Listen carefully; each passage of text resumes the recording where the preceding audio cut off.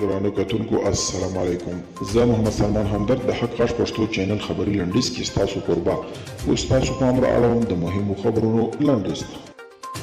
د پاکستان او افغانستان دیني عالمان په مکه مکرمه کې پر افغان سوله خبرې کوي. د حج او اوقافو وزارت په یو خبره کړې اعلامیه کې ویلي چې د سعودي عربستان په کوربتوب د پاکستان او افغانستان دیني عالمان نن چهارشنبه پر افغان سوله خبرې کوي.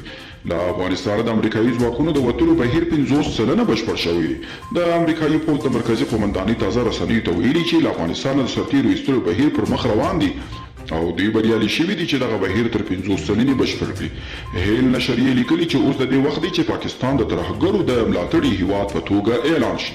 د هیل نشریې په یوه مقاله کې ویلي چې په افغانستان کې د امریکا د ماتې ستر لامل پاکستان و، ځکه دغه هیواد دوه مخي لوبه کوله او دلته یې د ترهګرۍ ضد یو نړیوال ماموریت له ناکامۍ سره مخ کړ.